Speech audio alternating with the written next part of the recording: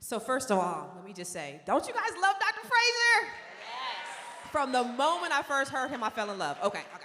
Okay, so Black Future, Black Wealth. So let me just tell you, one of my mission in life, I love black people. I love us so much that I dedicated my life, as these men have, to building black wealth. And real estate is the #1 way to building wealth. You know, 43%, 44% of black people are homeowners, as opposed to our white counterparts, 70% of them.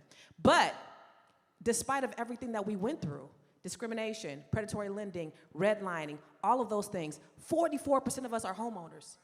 So give yourselves a round of applause, because we are resilient people.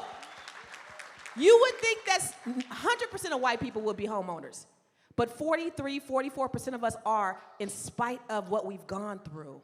So I think that's great. So we just have to continue to forge ahead and make that a priority.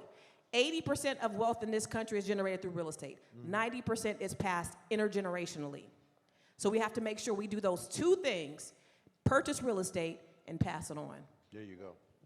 See? Context of the problem and then a solution. That's beautiful. Thank you. Well said. My dear? So I'm going to go more towards the business perspective. We have to own our own businesses.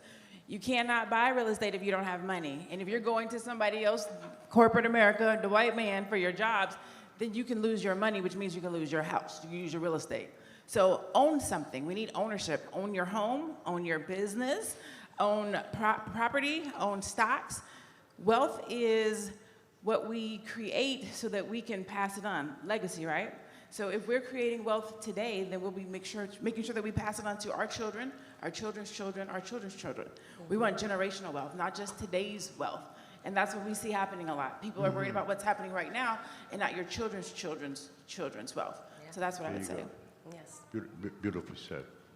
For me, I'm gonna speak for just myself and my personal experience and my family. I don't come from no money. I'm from the south side of Chicago, the low end, the Ida B. Wells Projects, 39th and King Drive.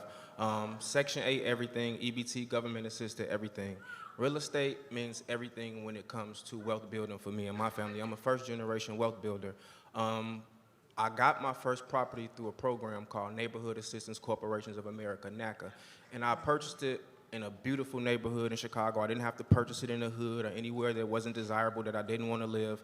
And that purchase was in 2015. Since 2015, I've lived for free with rent expenses of about $160,000 I've lived out. I've collected about that same amount in cash flow, another $160,000 over that same period of time. So we're looking at about $320,000 that I've lived out in cash flowed on one property. I recently sold that property in less than 10 years, and I cashed out $365,000. So that's $600,000 on a property that I've had no down payment, no closing costs, no agent or attorney fees, no PMI, any of these things. And with that profit, I went and bought me a block on the south side of Chicago, and I'm working on a $4 million development, y'all. That's what real estate is when it comes to building black wealth. Yes. Awesome. Thank you. Thank you guys so much for being here. This is a very profound question.